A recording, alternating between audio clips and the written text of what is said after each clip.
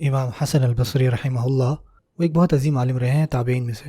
ایک دفعہ وہ اپنی مجلس میں بیٹھے ہوئے تھے اور ان کے پاس ایک شخص آیا اور اس نے اپنی غربت کا مسئلہ ان کے سامنے پیش کیا، تو انہوں نے اس کے جواب میں ان کو کہا کہ استغفار کرو زیادہ زیادہ۔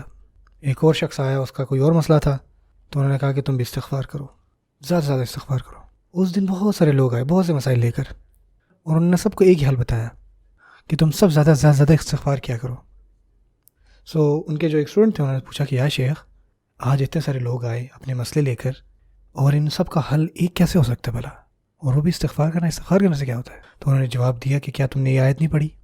فَقُلْتُ اسْتَغْفِرُوا رَبَّكُمْ إِنَّهُ كَانَ غَفَّارًا يُرْسِلِ السَّمَاءُ عَلَيْكُمْ مِدْرَارًا وَيُمْدِدْكُمْ بِأَمْوَالٍ وَبَنِينَ وَيَجْعَلْ لَكُمْ جَنَّاتٍ وَيَجْعَلْ لَكُمْ أَنْهَارًا۔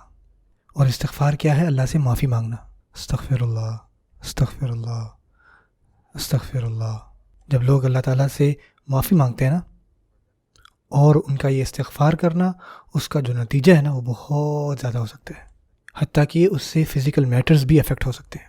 مثال کے طور پہ بارش ایک فزیکل میٹر ہے، اس سے مال بھی آ سکتا ہے، اس سے بچے بھی آ سکتے ہیں، باغات بھی آ سکتے ہیں، اور نہریں بھی بحال ہو سکتی ہیں۔